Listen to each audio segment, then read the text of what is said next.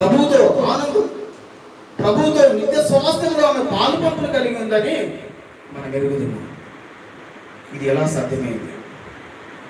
ఎవరైతే ప్రభువును అంగీకరిస్తారు, ఎవరు ఆయన రక్తంలో కడగబడతారు, ఎవరు ఆయనను అంగీకరించి ఆయన ఆజ్ఞలను కైకొంటారు, వారు ప్రభువుతో ఉంటారు.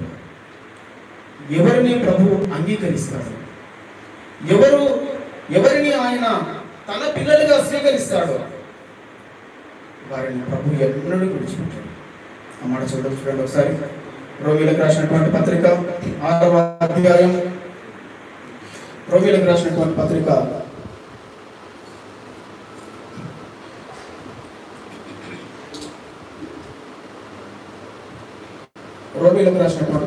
6వ అధ్యాయం చివరి వచనం చూద్దాం ఒకసారి.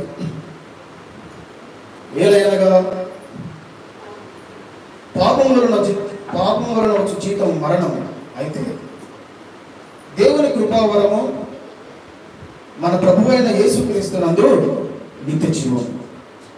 ఎవరి యందు నిత్య జీవము? మన ప్రభువైన యేసునందు నిత్య జీవము. 8వ అధ్యాయం చివరి వచనం, రోమీలకు రాసిన పత్రిక 8వ అధ్యాయం చివరి వచనం 38వ వచనం చదువుతా ఉన్నాను. మరణమైనను జీవమైనను దేవదూతలైనను ప్రధానులైనను ఉన్నవైనను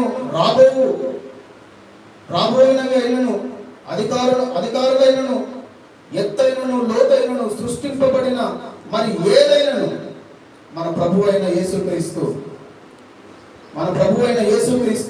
యేసునందలి దేవుని ప్రేమ నుండి మనలను ఎడబాప నేరవని రూఢిగా నమ్ముచున్నాము. ఎలా దొరికింది ఈ రూఢి? ఎలా దొరికింది ఈ నమ్మకత్వం? ఆయన సిలువలో కార్చిన రక్తము బండలాంటి హృదయాన్ని మార్చి మాంసం ముద్దనివ్వగా, ఆయన ముఖం మీద మున్ను వేస్తే ఓర్చుకున్నందుకు, ఆయన వీపు సాలుగా దున్నబడ్డందుకు, ఆయన రక్తమును కార్చి నిన్ను బాగు చేసినందుకు ఈ రూఢితనం దొరికింది మనకి. ఈ రూఢి అని మనం ఎందుకు అంటా ఉన్నాం? ఇది నమ్మకంగా ఎందుకు తీసుకుంటా ఉన్నాం? ఎందుకంటే మన ప్రభువు మన కోసం ప్రయాసపడ్డాడు. నా సేవకుడు నీతిమంతుడై అనేకులను నిర్దోషులుగా చేయను. ఆ మాట చదవండి. యెషయా గ్రంథం 53వ అధ్యాయంలో నుంచి ఆ మాట చదువుతాము. ఆ ఒక మాట చదివి మనం ముగించేద్దాం.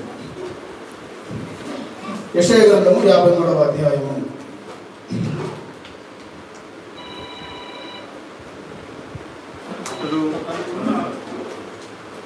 11వ వచనం. అతను కలిగిన వేదన చూచి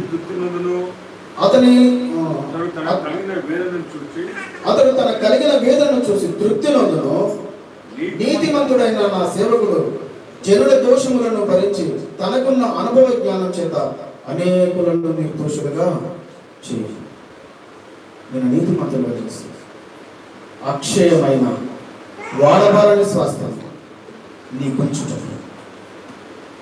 దేవ స్వభావం పాలువారిని చేయడానికి ఎవరు నువ్వు? అరకాలు మొదలుకొని నా నెత్తి వరకు స్వస్థత కొంచెమైన లేని వ్యక్తిని నా దోషములు, నా హేయక్రియలు, నా అపరాధములు నా తల మీద పొర్లిపోతుండగా, అవి మోయలేని బరువు వలె ఉండగా నేను చావు కేక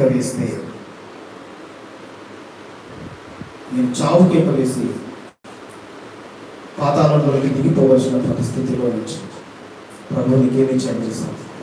వాడబారని స్వాస్థ్యం, నిర్మలమైన స్వాస్థ్యం, యుగ యుగములు ప్రభుతో జీవించడానికి ఇచ్చినటువంటి స్వాస్థ్యము. ఈ స్వాస్థ్యమును గురించి యోబు గారు అంటా ఉన్నారు, ఇనుప పోగలతో రాయండి మాటలని, బండ మీద రాయండి, సీసం కరగబోసి ఆ రాతక్షరాల మీద రాసి వాటిని స్థిరంగా భద్రపరచమంటున్నాడు. ఆయన ఎందుకు ఇంత స్థిరంగా చెప్పాడు? మన ప్రభువు చేసినటువంటి అమూల్యమైన త్యాగం, మనకిచ్చినటువంటి ఆశీర్వాదమును కాపాడుటకు ఆయన చేసినటువంటి గొప్ప త్యాగం.